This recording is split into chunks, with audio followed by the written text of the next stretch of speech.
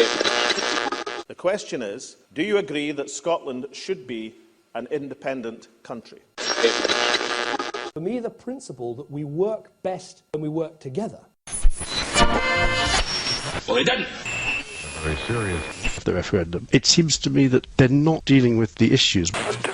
Hello, welcome to Scottish Independence podcast number 36, and one of the things that I'm going to try to be doing in the run-up to the referendum is not just using the interviews and things we have, but if there's interesting debates that have been put online, try and put them on podcasts for people to catch as well in case they've missed them elsewhere. Mostly that would of course be the debates on the independence issue from around Scotland, but also if there's something that's relevant to one of the themes that come up in the debate, then I'll stick that on as well, such as the last episode where I put up a piece of a Noam Chomsky lecture, which was on the subject of humanitarian intervention. This one is the debate from the Clydebank Trade Union Council from not too long ago. The debate was called, "Should the working class support an independent Scotland?" It came up on YouTube, but the audio was terrible. I've spent a few hours with it and I've managed to improve it quite a bit, so it's basically audible, but Anas Sarwar getting shouted down is still Anas Sarwar getting shouted down. There isn't a way you can really edit that out. You'll have noticed that there's the explicit warning because there's a few people shouting from the audience, some very well and some not so well, but nothing worse than you get in the House of Commons. In fact, in the House of Commons you probably get more idiots. So we'll go to the debate now and I'll have a little word with you at the end. Jackie have got radio mics, so they're going to be circling about the hall. If people show their hands, I'll get it. I'll see you there anyway, so I'll just go for them. It's nice easy to do it. The fella, John, is that John? It's a question really addressed to Anas. There was some interesting names from the Labour Party there, but I'm answering immediately.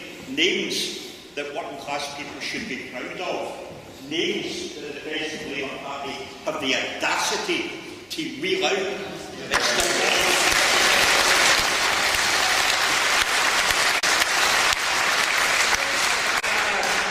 As the gentleman for the GMB was up talking about readdressing the unequal nature of wealth in this country, you were nodding along.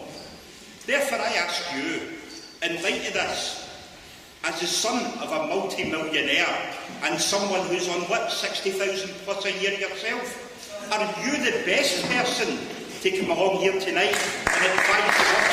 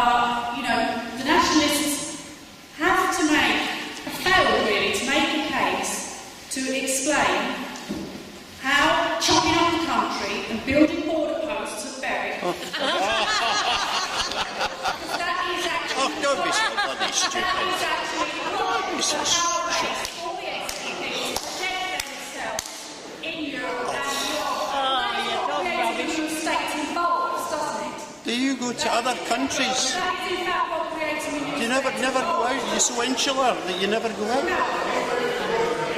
The nationalists need to justify. Never go to Ireland. When we think about past, present and future. And your question is? How chopping up a successful union of 300 years.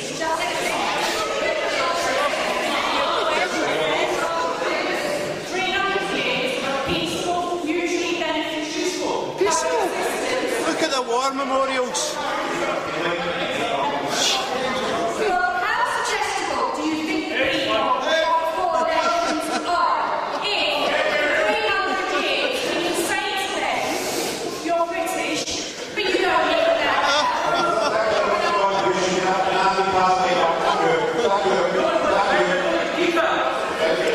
What's your question?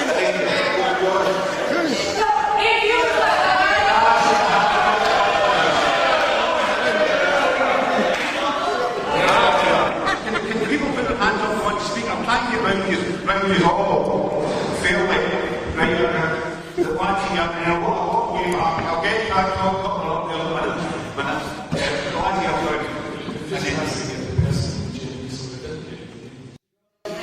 Richard, for one socialist, in other words, we think that a French socialist, an international socialist, is any less of a socialist because they have their own country and their own norms. I'll take a number of questions and then we'll put it back to the panel and give people a chance. The women here and then the one beside them. Well, I would like to employ I would put it to all speakers, but particularly to Richard and Anas, that the three main political parties in Westminster, Tories, Labour and Liberals, have been for a long time so institutionalised that they are quite incapable, with the best will in the world, of delivering the radical policies that Scotland needs.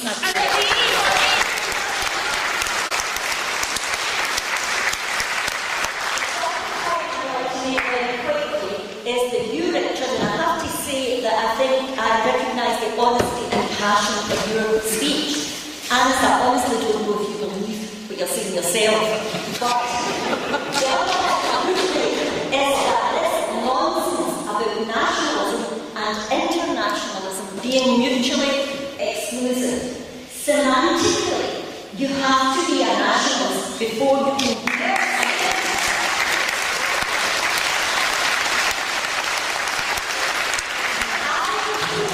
to you particularly, Richard, that the best thing the Scottish working class can do to help the English working class is to give the British state the biggest shot in its hand.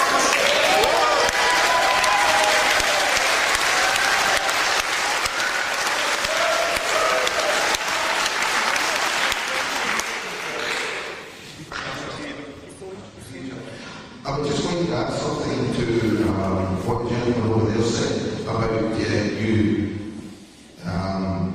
quoting the likes of Maxton and McLean. What do you think Maxton and McLean would think of the present Scottish Labour leader who described some of the poorest people, not Scotland or Britain, but some of the poorest people in Europe as a something but nothing?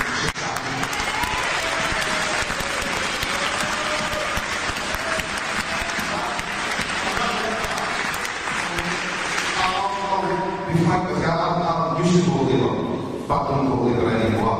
But that is for me one of the most shocking statements I have ever heard from anyone, let alone a Labour leader.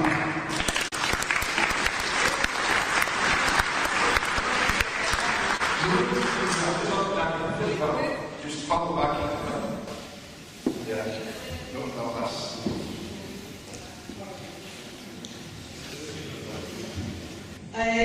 That's the thing that Marxon been rapping about. I popped into Marxon Gardens just before coming over here tonight, and that's right, folks, I've been bodied. I watched the next week, my dad used to work for shipyards. It was a time to enjoy them. Am I member of the Labour Party? Not yet. I'm also a member of Labour for Independence.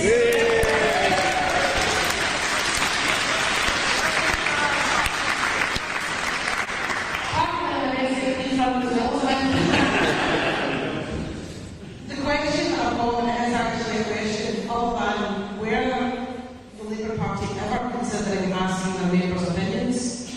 But the question I've got is, what guarantees can the local offer us that following the disaster in the road there would not be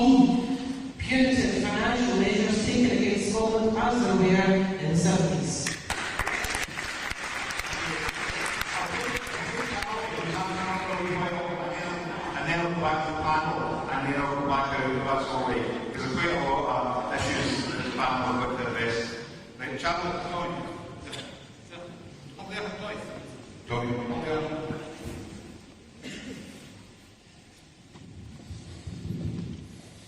Yeah, look, just like I said to Mr. Sarwar, and to any of these are basic officials as far as I can see. I said I'm all trying to defend the moral and defensible. We live in a country right now that are hopeful of the choose between feeding yourself or feeding yourself. A country where our wages are low and our rents are high. Hungry, right? Under your management, Mr. Sarwar, we were trying to foreign wars that none of us are wrong. Also, the poor under, it's 13 years to make it there. Now, the promise is that they were in Havana in 2016. If we won't know, it's all that spent. The only opportunity for Scotland is to vote yes, and in 2016, vote our own 50% party where we can bring up a socially just, independent Scotland and show the best of you.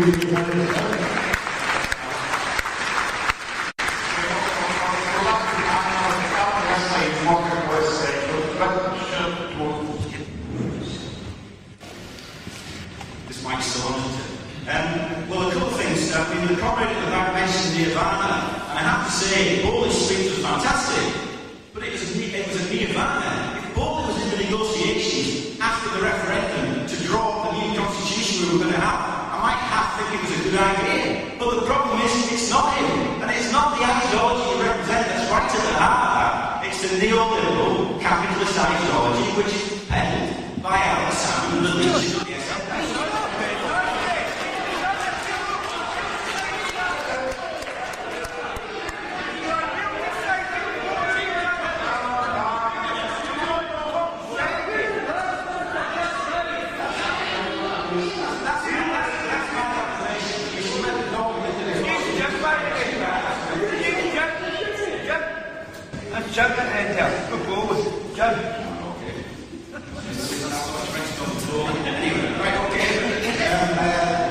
There was a point addressed to me specifically about very socialists and do I not consider them to be proper socialists? Of course I do.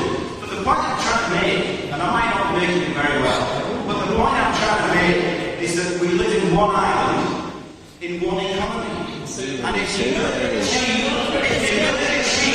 economic democracy and therefore economic emancipation, you need to intervene at the level where the power lies. And the power lies at the British level. So you can have political separation, which is what I said, but I don't think you'll achieve economic democracy by walking away from organisations at the British level. As I also said in my remarks earlier on, I think what's on the table at the moment is even worse, because what's part of a monetary union, a currency union, a simple energy market, you're not going to have any voice over what direction that takes. The other thing,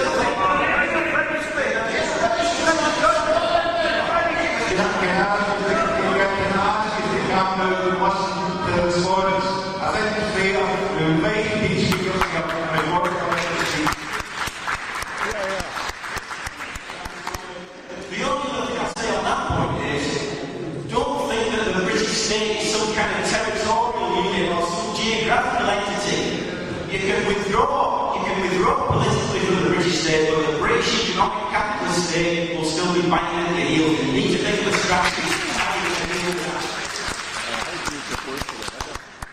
My friend from Barhead who's here mentioned the Marston Memorial Garden, which is a fine place which you should go and visit. There's a plaque in the Marston Memorial Garden which pays tribute to Jimmy Maxton, where it says, he fought the good fight, he kept the faith, no rare spirit was ever found. Maxton backed home rule. Scottish Labour has delivered home rule. He did not back